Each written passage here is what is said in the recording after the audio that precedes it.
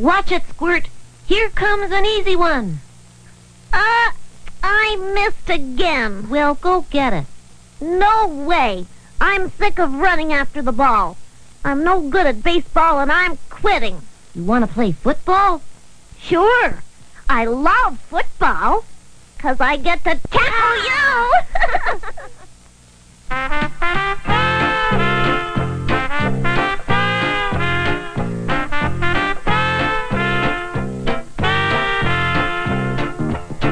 When you think of how you're growing, it should come as no surprise. The more we learn about ourselves, the more we realize. It helps to be health-wise. We're growing health-wise. It helps to be health-wise. Health-wise.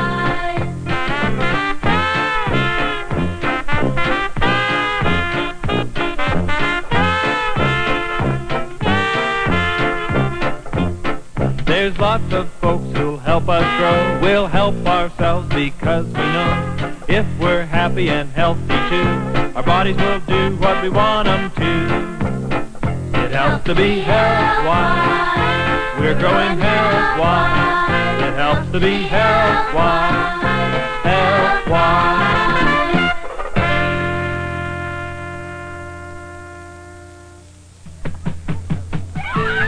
We all enjoy playing. Maybe we can't always agree on what to play.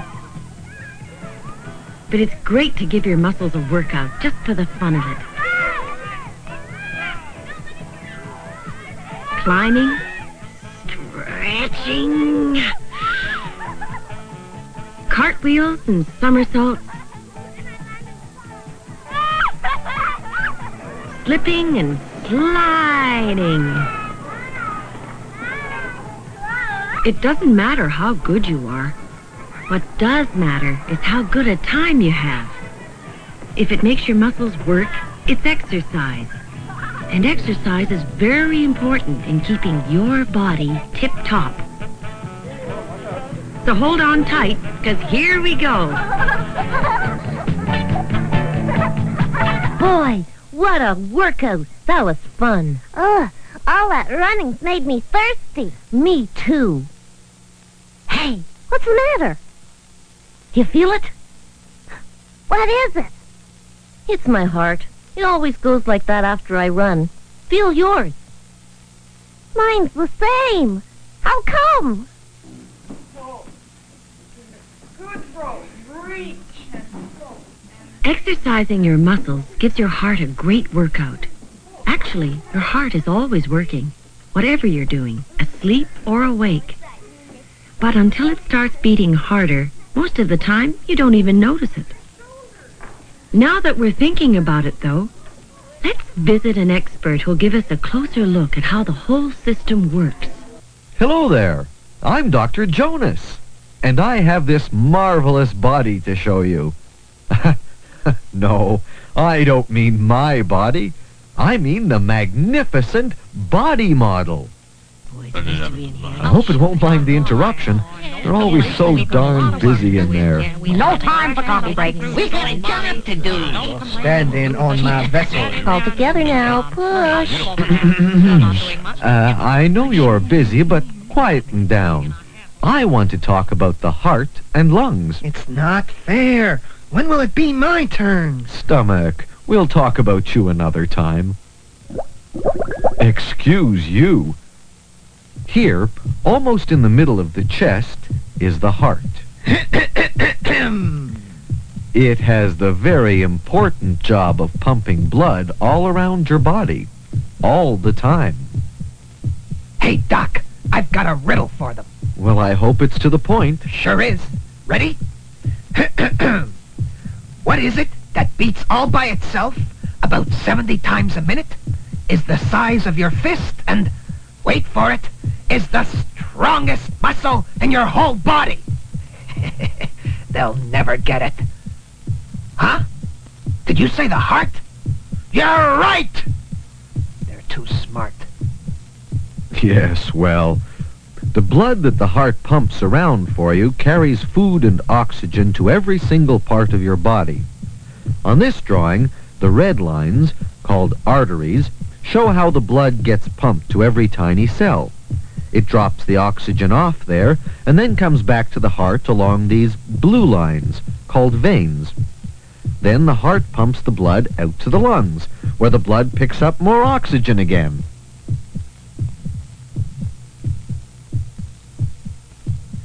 Listen, I want you to do something for me. I want you to exercise as much as you can. You know why? 'Cause your exercise helps me to stay strong, so I can work harder. It's not just you. It's us other muscles, too. Yeah, we all get bigger and stronger. Sure, whenever the kid who owns us does some exercise. If I get your meaning, I think you'd like me to say that the kid who owns you has a responsibility to you. Right on. Tell it like it is, Doc. We're as helpless as their pets. If they don't feed us and exercise us properly, it's game over. Well, that's rather a dramatic way of putting it, but you're quite right. You must eat the right foods for your body. It's the only one you've got. It's our turn now. We want to be on TV, too. Yes, I'm coming to you. These are the lungs, and they work very closely with your heart. Their job is to give you the air you need. They work a little bit like balloons. The blood that the heart sends us flows over us and picks up air with oxygen in it. And drops off the old air that has carbon dioxide. Also, we know just how much air to breathe in. That means more for when you're running. And less for when you're sitting. We like it when we have to breathe more for you. So keep exercising. Yeah! Good work, lungs. I want to tell my story. When's it my turn? Uh-oh, rowdy time. I think it's time to shut up. I mean, close up the magnificent body model.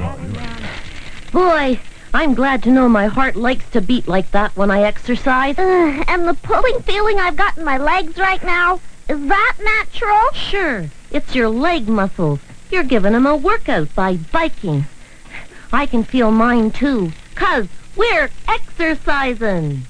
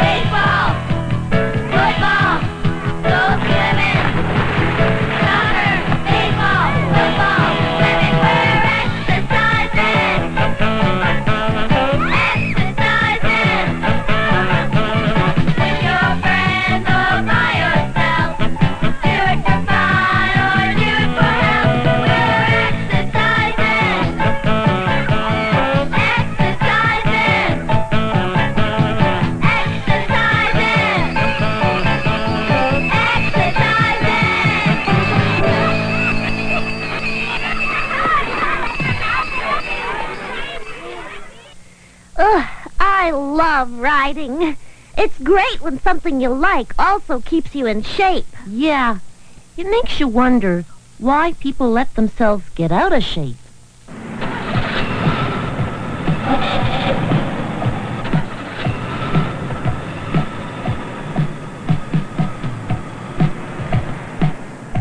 These days, it's so easy to ride yourself out of shape.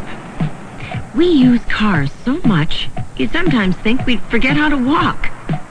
But we get flabby in no time if we let machines do all our work.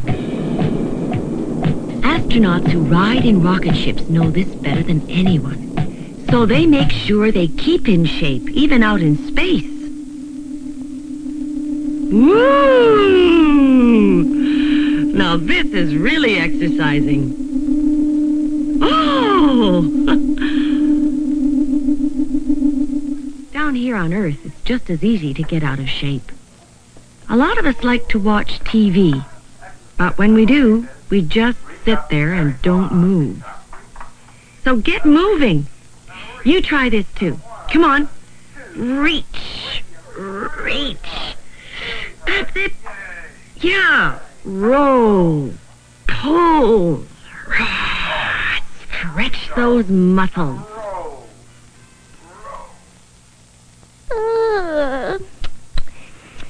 I always feel so sleepy when I've been sitting doing nothing and watching TV. Me too. But if we try some of those exercises while we're watching, we keep our muscles moving and we won't get to feel so tired. Right. Then we can stay up all night and watch the late shows. Now, hold it a minute, guys. You're forgetting something. It's our doctor. Hi, Dr. Jonas. Hi there, Spinner. Squirt. What did we forget, Dr. Jonas? We need to know, 'cause we're learning to keep fit. Well, you've learned that your body likes to exercise. Yeah, I love riding my bike. And you know that you need to relax, too. I like to make necklaces and count my rock collection. Is that relaxing? Certainly. Whatever you like to do quietly is relaxing. You kids use up a lot of energy in a day, but you forgot one thing you need to do. I need to eat. I need to pee. Yes, but you also need to sleep. I don't like going to bed. But your body does. Ooh, so do I. I like sleeping. What's so great about sleep?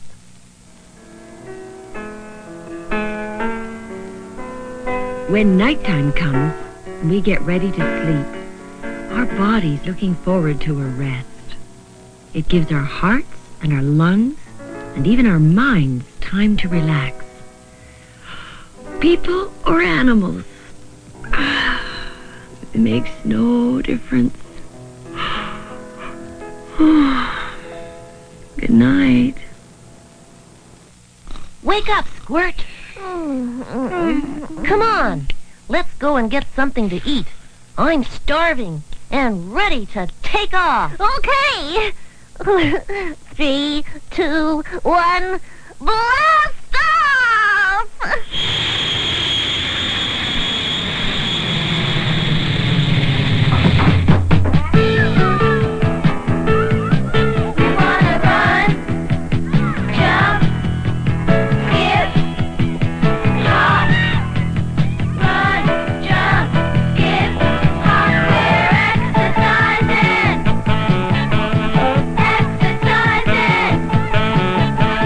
With your friends.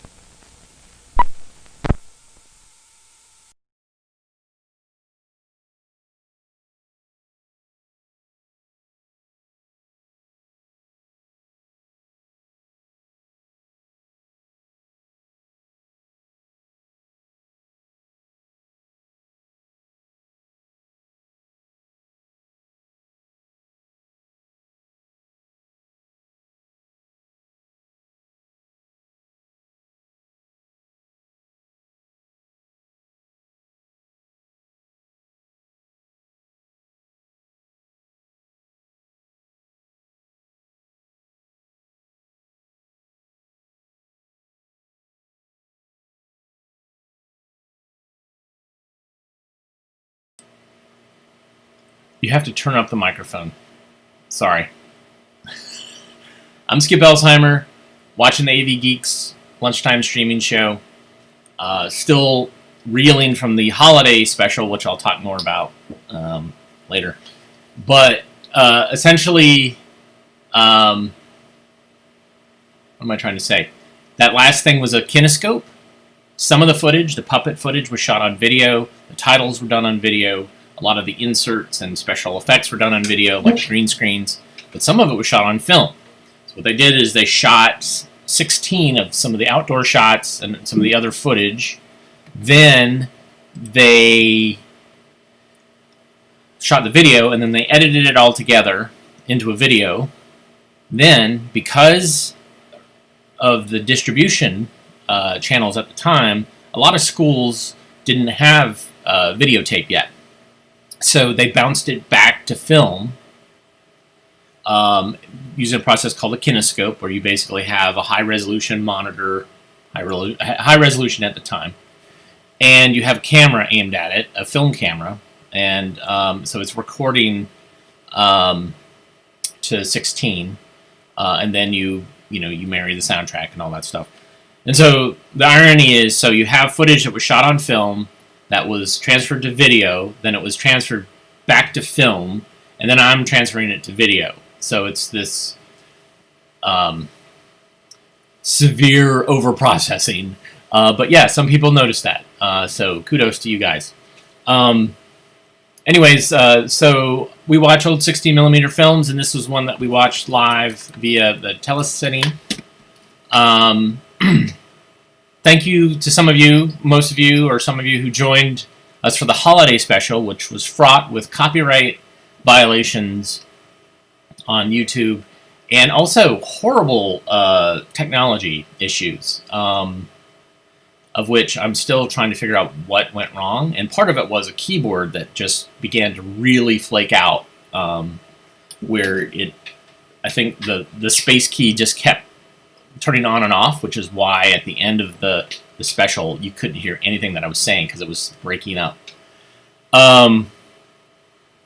Anyways, that's what we do here, is we embrace more than 100 years of technology to bring you horrible puppets and songs about fitness. Yeah. All right. Speaking of puppets, I guess I'm trying to deal with the trauma that people felt after watching Santa Claus's Punch and Judy, which is an amazing film, if only that because it documents what a Punch and Judy show looks like and what an American variation on it was. I will tell you that I edited it, and because there was some particularly racist material in it, featuring some puppets that were boxing. If you want to see the full version, go to YouTube or go to archive.org. You'll see that I put the full version up there. Anyways, I didn't want to have to deal with that. So this next film is called Me, and it is a touchy-feely film, and it also features puppets, although these are marionettes. Enjoy.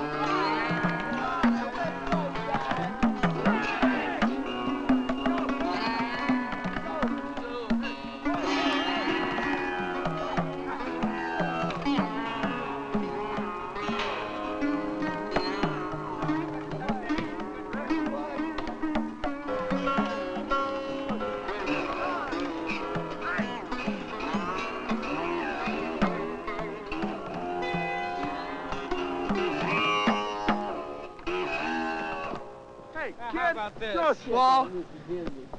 What's wrong? Come on, throw us a ball.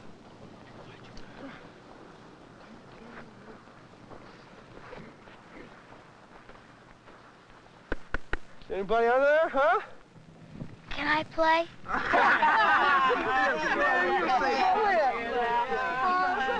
Man, you're so smart. Oh, man, you're too small to play football. You come up to about my knee. How do you expect to play football? Come back in about 10 years, maybe you'll be halfway decent size. Now let me have the ball. Come on, go, come on. Go. 1, 2, hey.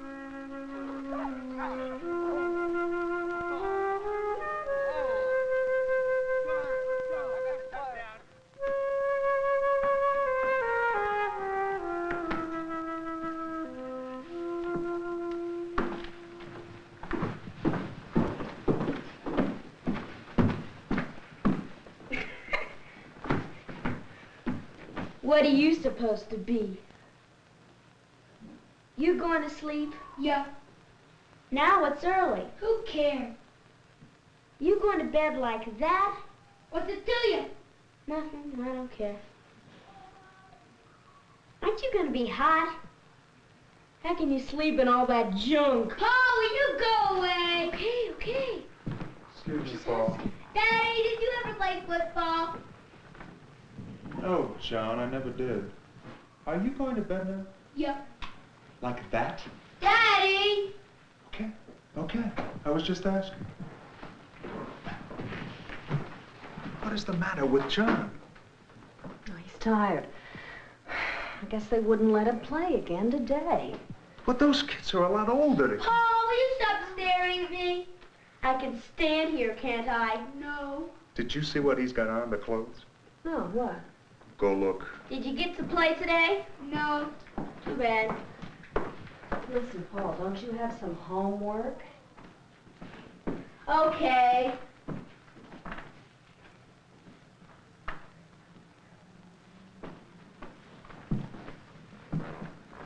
John? Mama, now don't you start too.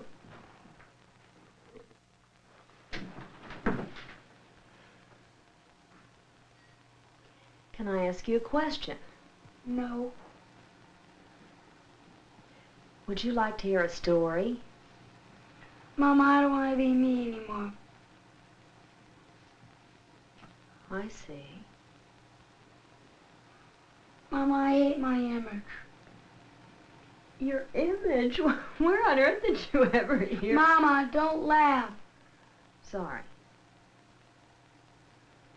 I heard it on the television. Oh, I see. And who would you like to be? I don't care. Anybody but me. Nobody likes me the way I am. Well, I certainly do. No, you don't. John, wouldn't you be more comfortable if... Mama!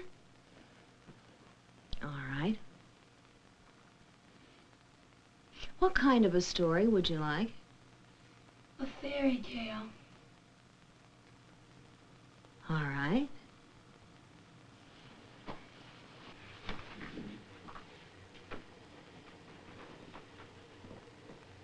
Which one? I don't care.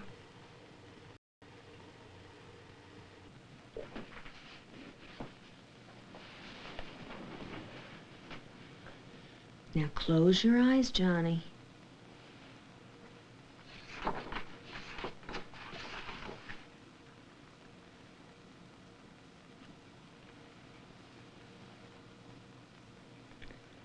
Once upon a time, when geese were swine and turkeys chawed tobacco, way, way off in the land of where am I now, there was a fine little boy named Me.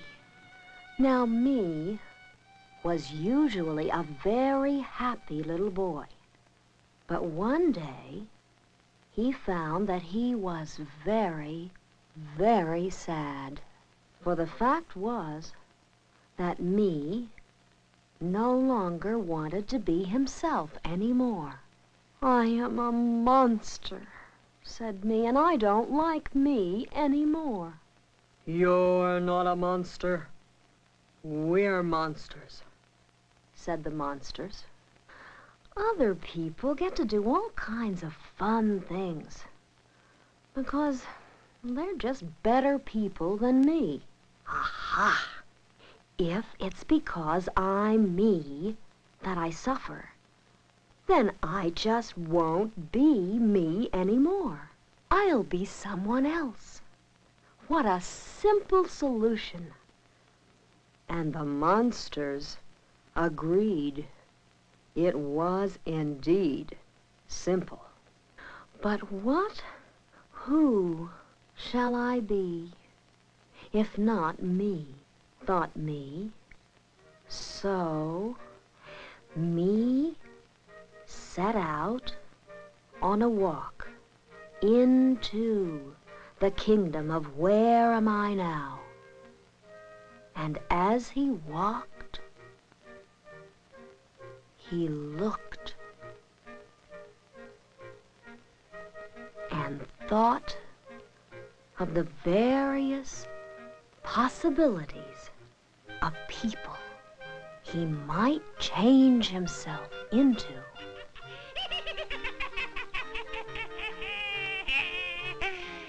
No.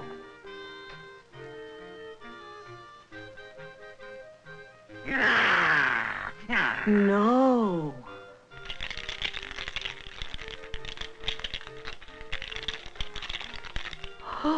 Certainly not. Finally, he arrived at a possibility that appealed to him. The cowboy hero he had seen 112 times on television. What a marvelous role to play, rescuing maidens and riding off into terrific sunsets. But he thought also of an Indian hero he liked equally well, and who seemed quite as splendid. Which shall I be? Thought me. I will be both, said me. But how? I'm not broad and tall like the cowboy, nor long and lean like the Indian. Well, if I can't be them, at least I can be like them. And so saying, me took a piece of the cowboy and a piece of the Indian and attached them to himself. Wow, thought me, better already. I'm becoming a better me than I was. And now he had what he thought he needed, a formula for self-improvement. He would go on taking pieces of the people he wanted to be, and by so doing, he would become the most admired and respected boy of all time. I must be more, much more, thought me. So next, he thought of Jacob, his classmate at school. Jacob was an athlete and very good in his studies and very popular with the other children. If I could take something of Jacob for myself. But what? Well, Jacob has dark skin. Well, that's easy. I'll just dye part of my skin. And that's what me did. Wow, and double wow! I'm becoming more and more splendid. Little man, you are nowhere, said Jacob, and turned his back. He's just jealous, thought me, but he did wonder why his own voice seemed to be growing a little faint. And next, he thought he might like to be a warrior and defender of nations. And at the same time, a lover of peace, which after all is much better than war. No problem, thought me to himself.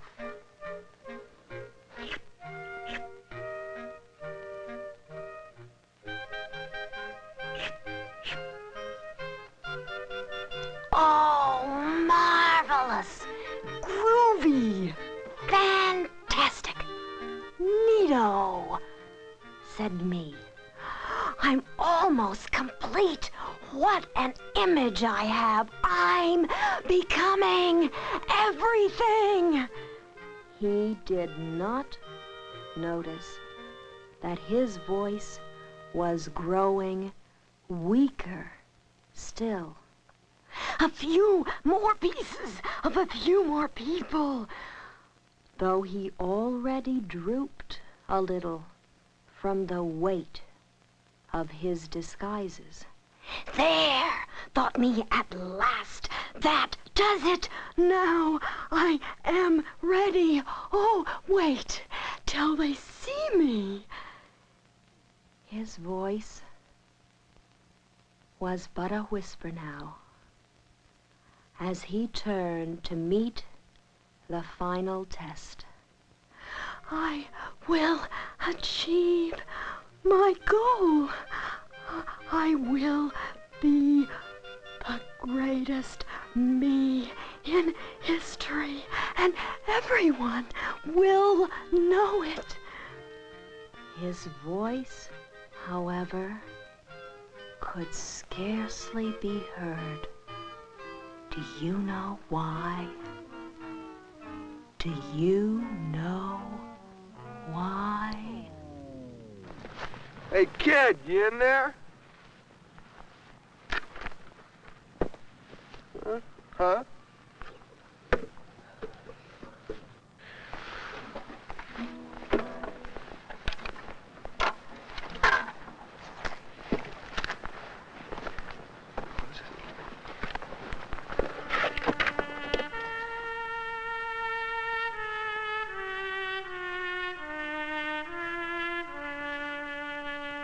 Oh my.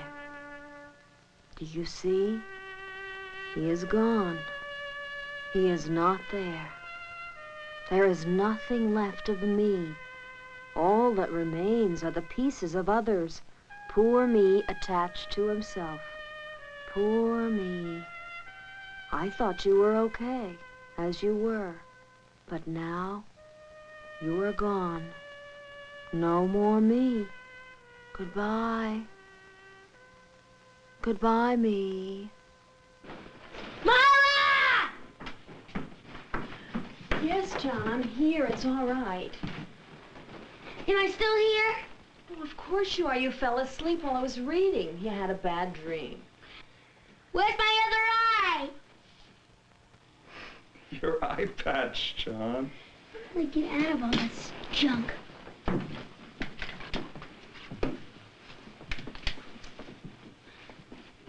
Mama, Yes, John. do you like me? Like you and also love you. Mama, Yes. I mean me, John, just like I am. I mean you, John, just like you are. Daddy never played football. Nope.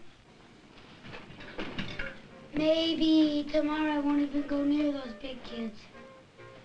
Maybe I'll just do a Johnny thing. Daddy, Yeah. do you like me? Like you and love you, just the way you are. Paul, too? Paul, too. We all do.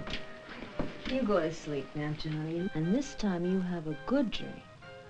Mama, Yes, John. maybe someday they will let me play. Maybe so.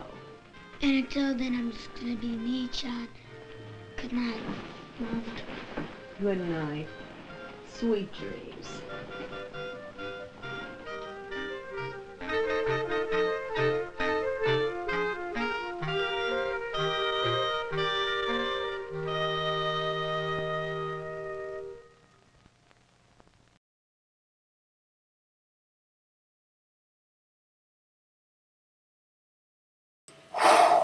wow.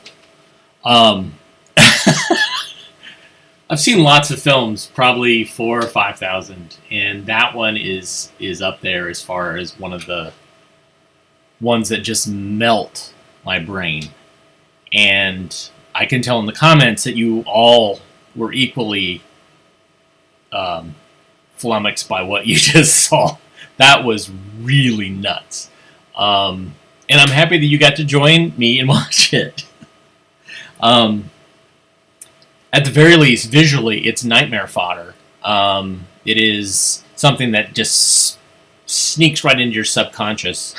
I don't know if this helps kids at all. I mean, it really is so... I see where they're going with it, but man, holy cow. It's really crazy. But it did have googly eyes, so I'll give you that. But I think I need to show this film as a palate cleanser, something to help us process the fear and the anxiety we just felt with that last film. So here's Don't Be Afraid.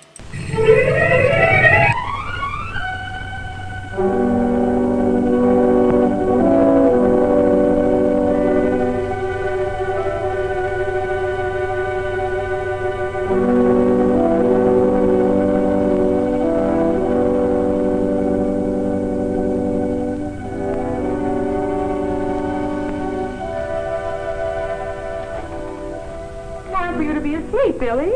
I'm not a bit sleepy. You have to get up early tomorrow, remember? Oh, I don't want to go to bed yet. It's bedtime and sleep time.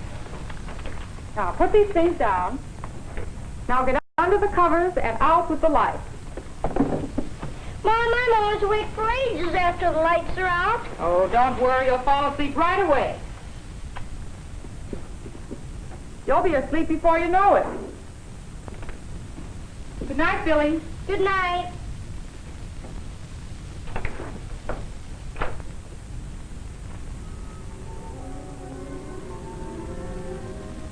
Billy's mother didn't know the real reason why he didn't want to go to bed. When he was left alone in the dark bedroom, Billy became frightened.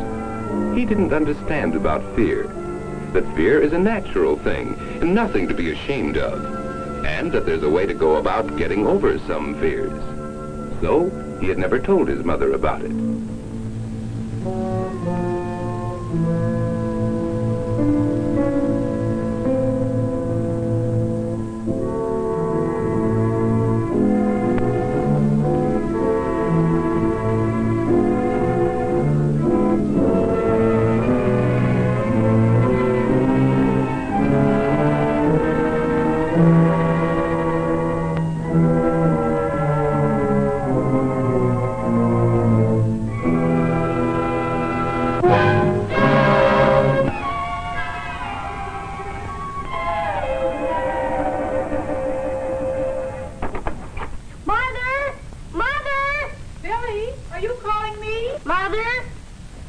Billy, why aren't you in bed?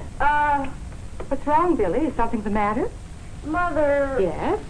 Is it all right if I leave the lights on just for tonight? Oh, is that what's been bothering you? I thought I saw someone in the room, and I heard noises. Well, noises always seem louder at night, and then we often imagine all sorts of things that aren't true. Tell me, Billy, are you often afraid like this? Lots of nights. Well, I'm sorry you didn't tell me about this before. You should never be ashamed of telling me when you're afraid of something. Fear is nothing to be ashamed of. Everybody's afraid of something or other. It's very natural. Do you remember what happened a few weeks ago, that Sunday morning? I was making breakfast. You and Dad were waiting so you could get outside to work on the lawn.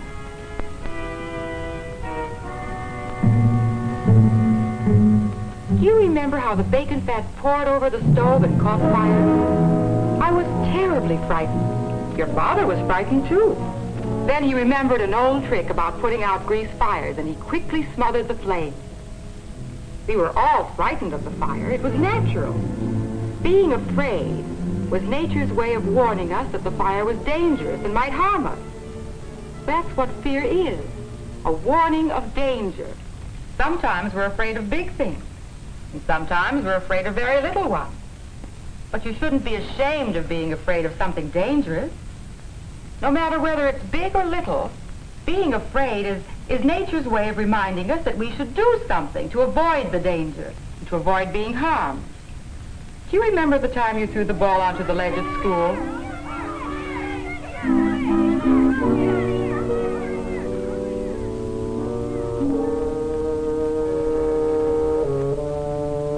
Danny was angry at you for throwing the ball out of bounds and insisted that you get it down. He dared you to climb up the wall on the drain pipe, but it looked too dangerous to you, and you were afraid of losing your grip and falling. So you refused to climb up, even if it was a dare. And the janitor got the ball for you. You see, being afraid of climbing up the wall was your warning that it was very dangerous and that you might be hurt. You showed good common sense when you paid attention to that warning, and you don't have to be ashamed of it. Being afraid was nature's way of getting you to avoid something dangerous. But now there's something else about fear that I don't think you quite understand, Billy. What's that? Well, sometimes when you become afraid, there isn't anything that's really dangerous. Sometimes you think things are dangerous when they're not.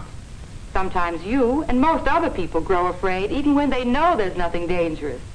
Can you think of anything like that, Billy? I know. Kathy Lewis used to be afraid of dogs, even when they were friendly. She was so scared she'd cross the street when she saw one. Well, that's a good example of exactly what I mean. I found it out one day when I was playing with Scrappy. You know Mr. Rogers' dog? He's friendly. He wouldn't even hurt a flea. I didn't know she was so fraidy cat. I called her to come over, but she wouldn't do it. She wouldn't come back even when I told her the dog wouldn't hurt her. She didn't have to be afraid of the dog. It wouldn't have hurt her. Isn't that what you mean, Mom? That's just what I mean. And you remember how afraid Keith Hogan was about learning to swim? That's right. He was scared to go near the water. Yes. Keith was afraid of something that wouldn't hurt him, too. And there's another kind of being afraid when there's no real danger. That's being afraid of what people might think, especially your parents. Do you remember a few months ago when Mrs. Campbell phoned me after dinner? Frank hadn't been seen since school. They were waiting dinner for him, and poor Mrs. Campbell didn't know what to think. Well, you know what happened. They found Frank down in the basement. His report card had some bad grades on it, and he was afraid of what his mother and father would think, maybe even that they'd stop loving him. Of course, he found out that he shouldn't have been afraid, that his parents would go on loving him no matter what grades he made. So you can see what I mean when I say there was no real danger there. There are many things that people are afraid of when there's really no danger. Things like fear of being laughed at because their clothes are different or because their marks aren't as good as they might be. They're afraid for all sorts of foolish reasons. But suppose you are afraid of something, like dogs or the dark. What can you do about it? Well, each time you're afraid, try to understand whether there's really something to be afraid of. If you're afraid when there's real danger, you can learn ways of protecting yourself. Fear at the right time will make you careful. Fear and wise action, such as Dad took, or such as you took when you wouldn't climb up that wall, you can be proud, not ashamed of. But how can you tell when there's a real danger or not? Just stop and think. Common sense will often help.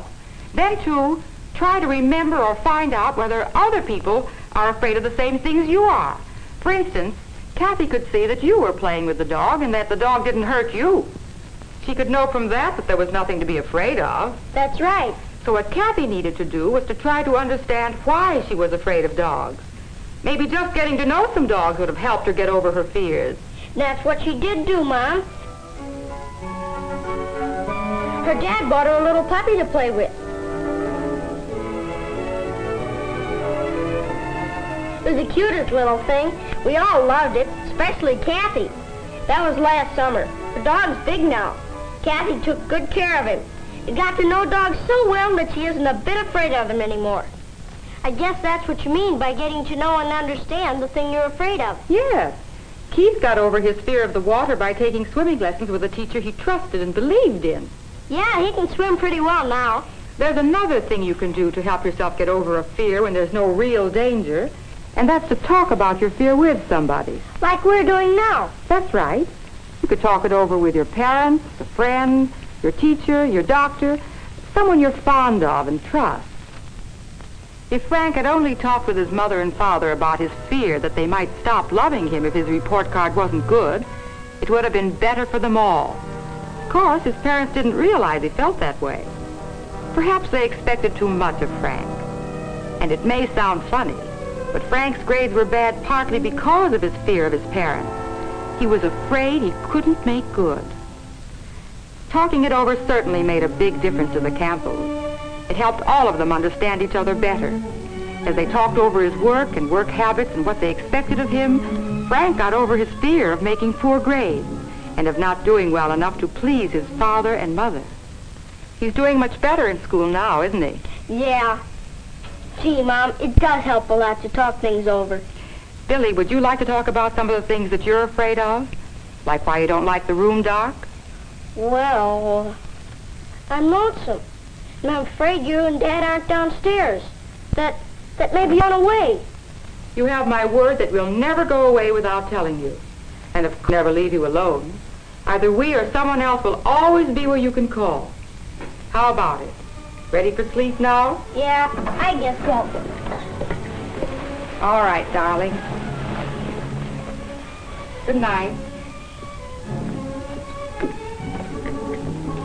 What about the light, Billy?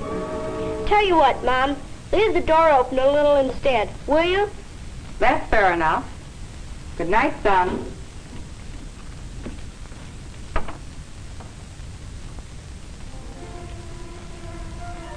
Do you think Billy will feel as alone as he did before? Do you think he'll stay awake as long as he used to? Does knowing that others are afraid of real dangers make it easier for Billy to stop worrying about his own fears? And when he remembers that some people are afraid when there's no real danger, does that make it easier for Billy to understand some of his own fears? Billy refused to climb the drain pipe because it looked dangerous. Yet at the same time, he had another fear. He was afraid he might be called a coward by his friends. He had to decide which was the real fear. Do you think he decided correctly?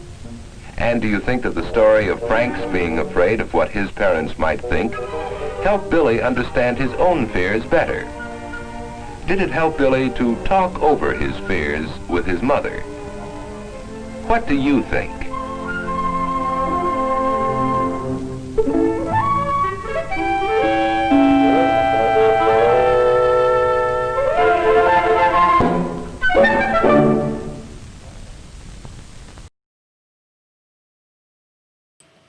Hopefully that was healing from those first two films that we just watched, the puppets. Hopefully that was the narration, the soothing mother voice, the calming was something that helped you reconcile the what I had just had you endure. But thanks so much for watching those. If you like what you saw, or if you feel like you wanted to reward me for that torture I just put you through, you can certainly buy us coffee. Caffeine is my friend. It is the drug of choice besides my blood pressure medication that just keeps me going. Also, you can hit like, subscribe, comment, share, click on the notifications, all those different things that social media has you do to help validate my existence and make me feel good every night, where I can sleep without the lights on. You can also go to avgeeks.com and see other things that we've done, and we've done a lot. You can also see the holiday special broken up into two parts. I don't even know if YouTube will let you watch the first one. I'm still not 100% sure what brought down the stream. I got 3 copyright kind of flags, but none of them said, all right, we're going to cut you off. So I really don't know. It's really unfortunate. But it happens. And it will continue to happen, and it will probably get worse the further we go. So I'll just keep doing it until even showing the countdown leader will trigger a copyright warning. I'll just keep going. Maybe we'll just show film strips. Anyhow, this next film is Rainbow Land. Enjoy.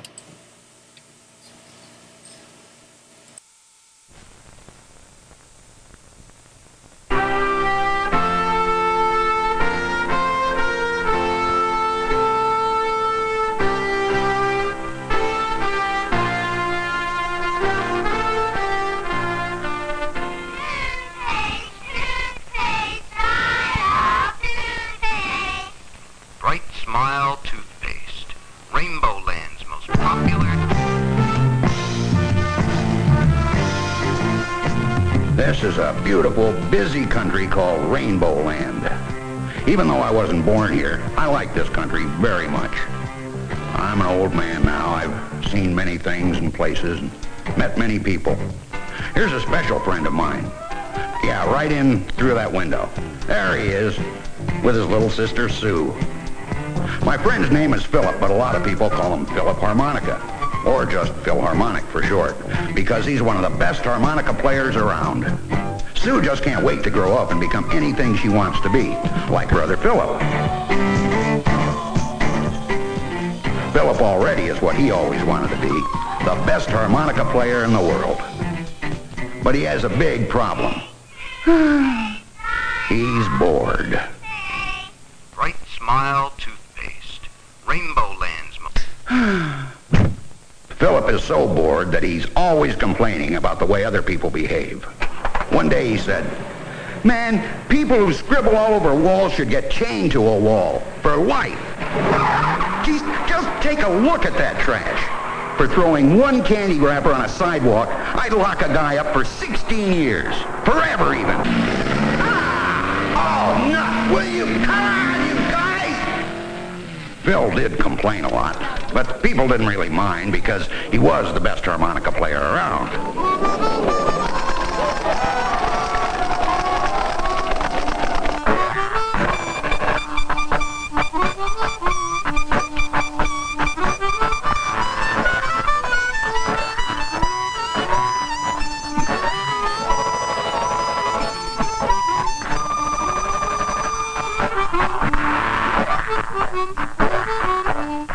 But there are also times when people do not want to feel sad.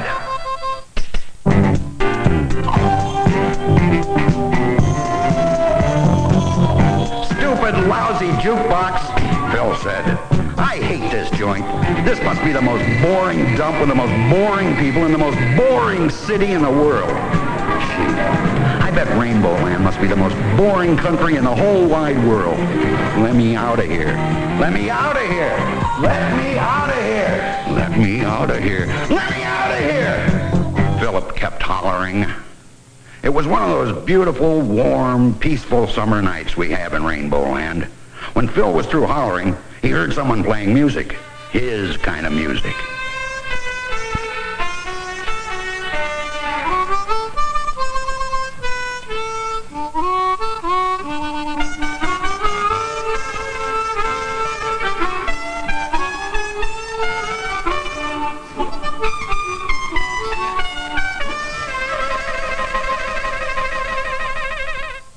Gee, where'd you learn to play this kind of stuff? Asked my friend.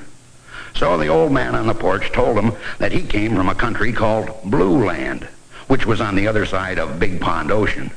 In Blue Land, everyone plays the blues all the time. Phil didn't need to hear any more. He said, "That's the place for me. Oh boy, is that the place for me."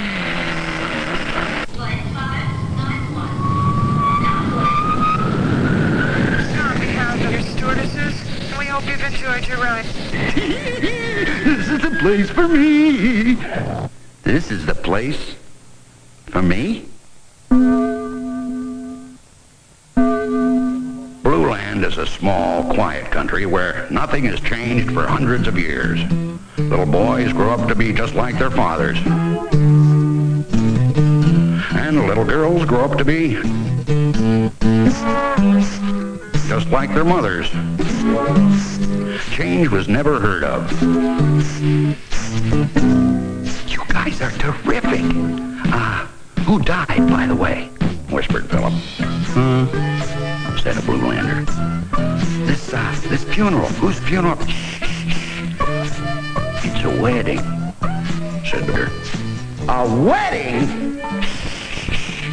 Wait, knock it off, said all the other Bluelanders, and that the blues weren't the right kind of music for everything.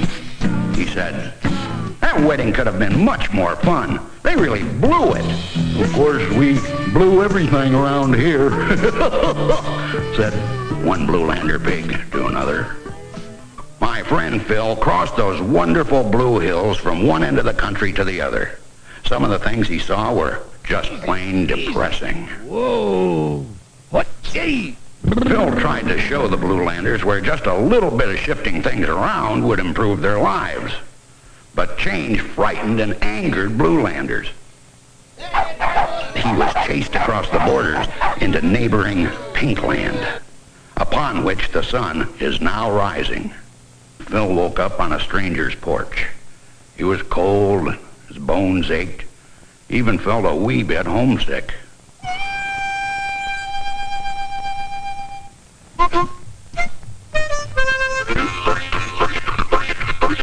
Right. No wonder they chased you out. They don't like people who play like this over there, said a Pinklander. Ah, yes. Pinklanders are different from Bluelanders. As a matter of fact, Phil has arrived just as the Pinklanders are preparing to unveil a new statue of their new leader. Their fourth new leader in less than a week.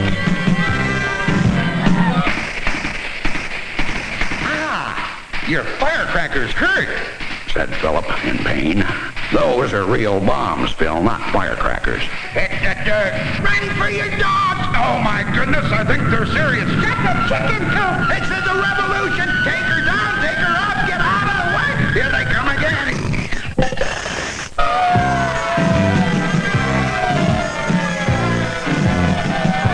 See, the problem with a country like Pinkland is that one leader is never around long enough to finish anything. So who is that guy? Asked Phil. He must be the new leader. Oh, he's cute. What's his name? He looks like a schnoozle. Who said that? I didn't say that. Who said? Who was that? I didn't say it, not me. My lips are sealed. I didn't say a thing. I'm getting under here. See, Phil, I really gave him a jolt. I said that. In a country where there are too many changes, people can get scared of just plain words. No one is certain what's allowed to be said today and what can't be said tomorrow. Well, I'll be, said Phil, climbing up on a chair. In my country, we make changes gradually, and to pick a new leader, we vote instead of fight. It's a lot easier on the country. And, I'll get you for this, you miserable little blueberry. I'll turn you into blueberry pie.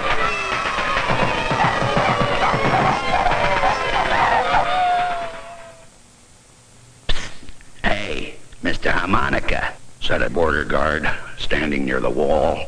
Come on over here into Purple Land. You'll like our country. We've had the same ruler for a long, long time.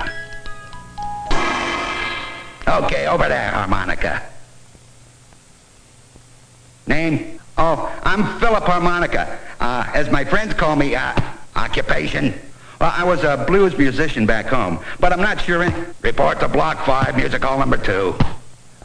Yes, sir. I was getting a little low on cash, sir. What does it pay? All workers are paid 3 grubnicks. 3 grubnicks? I've been playing the harmonica for years. I should get at least twice that much. I get 3 grubnicks. She gets 3 grubnicks. He gets 3 grubnicks. You get 3 grubnicks. Purple Land was an orderly place. Very orderly. Everyone was taken care of, and everyone seemed to know where Phil was going. Everyone followed rules. That way, they all knew that their country was a perfect place, because no one made mistakes. Purplenicks used plans instead of clocks. As the arm of this plan turns, it points to what kind of music should be played at the moment.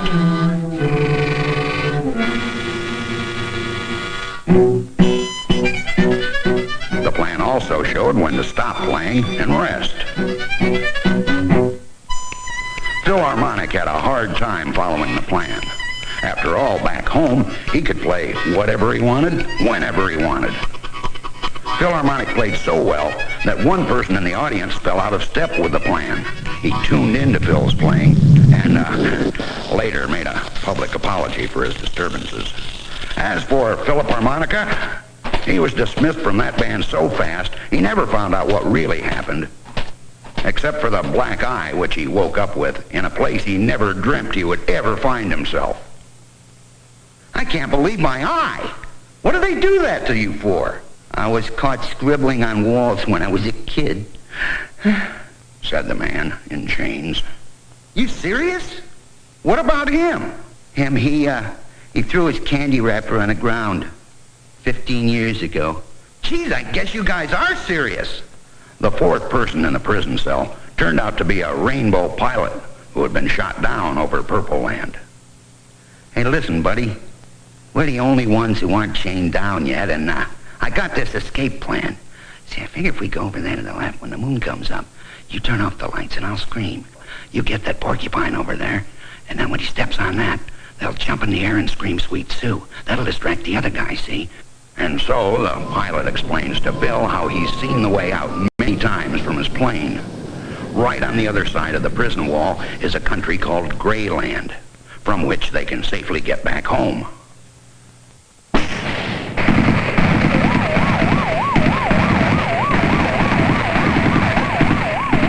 Bill made it that night, but the pilot, well, he wasn't as lucky.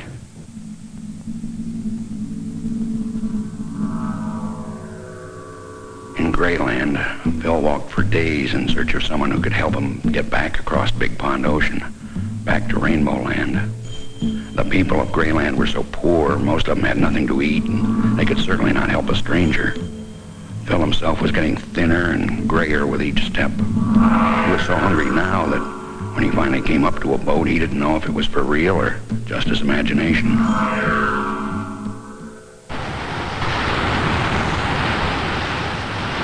The sailors barely recognized that Phil was from Rainbow Land. He explained what happened after they took him aboard, promising that they'd let him off in his homeland if he would work in the engine room.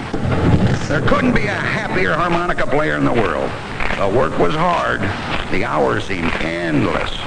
Until finally, the boat arrived at the shores of Rainbow Land. Rainbow Land was brighter and more colorful than Phil ever remembered. The pretty candy wrappers and crazy scribbly walls, the rainbow stripes and stripes flying in the distance, the sound of the city, all this made Phil very, very happy. He ran into the first telephone booth he saw and called me up. Yep, I was there. Right, yeah, I saw your old Blue Land. Sure, I'll get right over to your place as fast as I can. Yeah, you guessed it now. I sure am the old player on the porch who tried to tell my friend Phil Harmonic that Rainbow Land is a pretty good place to live after all. Well, I'm glad I had a chance to tell you this story.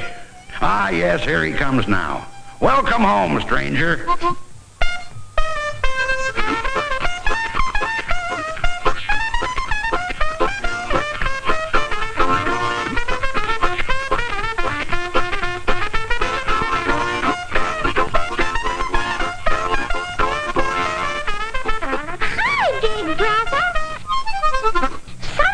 Just told me that he'd pay me 3 Krupniks if I moved to Purple Land. See ya! Don't worry, Phil.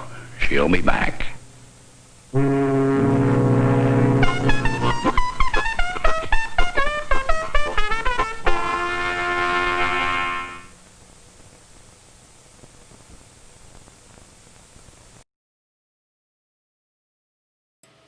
Yikes. I had not seen that film before, and I thought, yeah, what could be, Rainbow Land, happy colors, bright. I mean, besides the fact the film had faded, but yikes. And I'll just leave you with that. How about that? I guess it ended with a happy, I don't know. Anyways, thanks so much, guys, for joining us today and us going on this journey that that could potentially damage our psyche, but together we will survive this. I apologize for those of you who seek refuge in old 16mm films, and this seemed somewhat assaultive in not the traditional way, not like, gory footage or violence or whatever, but in just psychic damage and just reaching into your brain and just going. So thanks for joining us for that. And if you felt like you needed to reward us in some way, you can buy us coffee. Like us on YouTube. Go to avgeeks.com. But also just tell people what we're doing. And you can say, that guy Skip, he's a mean one. But we'll be back tomorrow. I will be pre-recorded because of a family thing. But if you want to see me live, I'll be back on Wednesday. But we'll watch some films tomorrow. You can certainly comment, etc. It'll be fun. But everybody have a good rest of the day. And be safe. Take care of yourself. As always, we look inside the film can for wisdom and advice, and it tells us to please rewind, love each other. And there is kind of a peace sign there. I don't know if I showed this. Like, there's actually a peace sign that somebody drew. This is a bored student who was working in the library, who was basically probably waiting for a film to rewind on the inspection table, and just decided to add some stuff to the can. So it is something that I fall back on and truly enjoy. So everybody take care of yourself, and we will see you tomorrow, Wednesday. All right?